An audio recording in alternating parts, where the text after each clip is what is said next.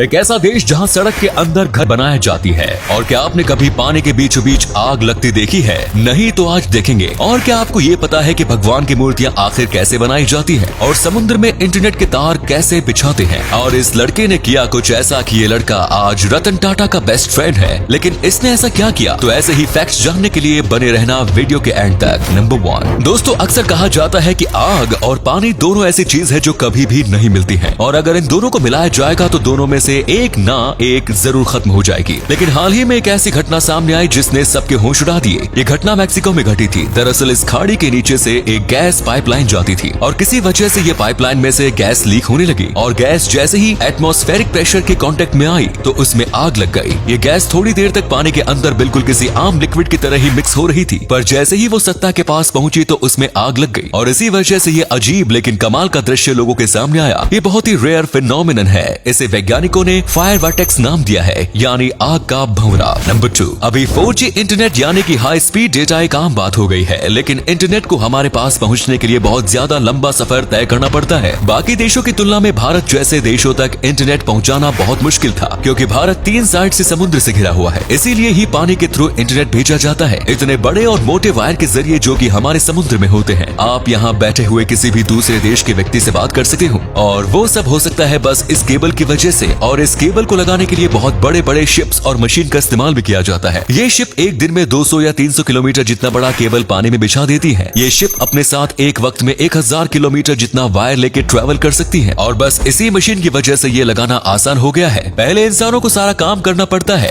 Cable लगाने का, पर अब सारा काम ये शिप ही कर देती है। नंबर 3, दोस्तों साल में कई ऐसे त्योहार आते हैं जिसमें हम बड़े ही प्यार से देवी देवताओं की मूर्तियों को लेकर आते हैं। आप पैसे देकर मूर्तियों को ले तो आते हो, पर शायद आप ये बात नहीं जानते होंगे कि मूर्तियों को बनाने में कितनी ज्यादा मेहनत लगती है। आमतौर पर मूर्तियाँ 2 प्रकार की होती है, एक मिट्टी की मूर्ति और एक पत्थर की मूर्ति। मिट्टी की मूर्ति त्योहारों के लिए होती है ताकि त्योहार खत्म होने के बाद उनका विसर्जन कर सके, और पत्थर की मूर्ति मंदिरों में पूजा करने के लिए बनवाई जाती है। मिट्टी की मूर्ति को बनाने के लिए पहले लकड़ी का फ्रेम बनाया जाता है और उसमें फिर भूसों से आकार दिया जाता है, और उसके बाद उन मूर्तियों के ऊपर मिट्टी की परत चढ़ाई जाती है जिससे मूर्ति सख्त होती है, और मिट्टी में ही मूर्तियों का शेप दिया जाता है। जिसके बाद उस मिट्टी की मूर्त को कलर कर लिया जाता है और उससे कई अलग अलग रंग के कपड़े और आभूषण पहनाए जाते हैं। एक मूर्ति बनाने में कलाकार को 7 से 10 दिन का समय लगता है। नंबर 4, अगर आप अच्छा काम करोगे तो बदले में आपको इनाम भी अच्छा ही मिलेगा। वर्ष 2014 में शांतनु नायडू नाम के एक युवक को बम्बई में एक ऑटोमोबाइल डिजाइन इंजीनियर के रूप में काम मिला था। एक दिन उसने एक कुत्ते को देखा जो सड़क दुर्घटना के कारण सड़क पर मर गया था। इस हादसे को देखने के बाद इन्होंने सोचा कि ऐसा हादसा दोबारा कभी नहीं होना चाहिए। इसीलिए ही इन्होंने अपने दोस्तों के साथ मिलकर कुत्तों के गले में ग्लो इन डार्क कॉलर लगाने लगे, जिससे ड्राइवर दूर से ही कुत्तों को देख के ब्रेक लगा सकते हैं। लेकिन ये कॉलर बहुत ज्यादा महंगे थे, वो इसे अफोर्ड नहीं कर पा रहे थे। तभी इन्होंने रतन टाटा को फंड के लिए मेल किया और रतन टाटा ने इनकी मदद करने के लिए मेल का रिप्लाई दिया। ऐसे इनके बीच बातचीत होने लगी, और जब ये फॉरेन से ग्रेजुएट हो रहे थे तब रतन टाटा इनके ग्रेजुएशन में भी आए और उनके काम से खुश होकर अपने मैनेजर बनने के लिए ऑफर दिया। नंबर 5, बेन कोशोक नाम का एक स्ट्रीट आर्टिस्ट है, और वो रोमानिया के रोड्स में जो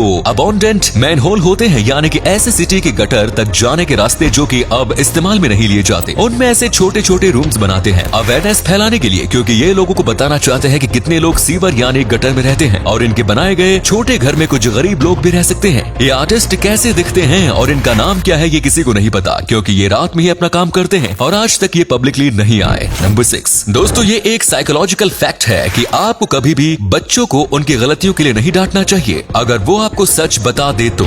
यानी कि अगर बच्चे ने कोई गलती की है और उसने आपको बता दिया कि उसने ये गलती की है और उसके बाद आप उसे अगर डांटते हो तो वो बहुत ही ज्यादा गलत है, क्योंकि इससे बच्चे को झूठ बोलने की आदत लग जाएगी। और आपको तो पता ही होगा कि एक बार भी अगर झूठ बोलने जैसी खतरनाक आदत अगर किसी को लग जाती है तो जिंदगी भर इस आदत को वो नहीं छोड़ पाता, और झूठ बोलना कितना ज्यादा गलत है ये तो आप भी जानते होंगे। तो अगले फैक्ट पर जाने से पहले इस फोटो को ध्यान से देखिए और कमेंट्स में बताइए कि आपको क्या लगता है कि इनमें से कौन सा व्यक्ति मर गया है। इससे पता लगेगा आपका दिमाग और आपकी आंखें कितनी तेज है। आपको मिलते हैं 5 सेकंड। नंबर 7। अभी की हवा कितनी ज्यादा प्रदूषित है, ये बात हम सब जानते हैं। पहले के मुकाबले में अभी का जो एनवायरमेंट है वो काफी ज्यादा गंदा है, और इसीलिए बेल्जियम के एक आर्टिस्ट है और वो हमेशा अपने साथ चलता फिरता इकोसिस्टम रखते हैं, जिसे उन्होंने ओएसिस पोर्टेबल नाम दिया है। ये दरअसल एक ट्रांसपेरेंट प्लास्टिक का डब्बा है जिसके अंदर पौधे उगाए गए हैं। इनका मानना है कि ये पौधे उन्हें एकदम प्योर और क्लियर ऑक्सीजन देते हैं, और ये जिस कार्बन डाइऑक्साइड को रिलीज करते हैं वो ये प्लांट ही अपने अंदर ले लेता है, और ऐसे इनको नॉर्मल ह्यूमन से ज्यादा प्योर ऑक्सीजन मिलती है। और ज्यादातर साइंटिस्ट का मानना है कि इनकी सारी बातें फेक हैं, लेकिन इनको अपने इस फंडे पर बहुत ज्यादा भरोसा है। नंबर 8। दोस्तों, आमतौर पर लाइब्रेरी में काफी बड़ी बड़ी विंडोज लगाई जाती है, लेकिन येल यूनिवर्सिटी में एक भी विंडो नहीं है, क्योंकि इसकी दीवारें ही कमाल की है। इसकी दीवारों में ट्रांसलुसेंट कांच का इस्तेमाल किया गया है, जो कि पूरी तरीके से ट्रांसपेरेंट नहीं होता है, पर फिर भी उसके आर पार से लाइट ट्रेवल कर सकती है। ये लाइब्रेरी अपने आप में कमाल की है। सो फ्रेंड्स, वीडियो अच्छा लगा तो इसे लाइक कीजिए, और ऐसे ही वीडियो देखते रहने के लिए पेज को फॉलो जरूर करें। धन्यवाद।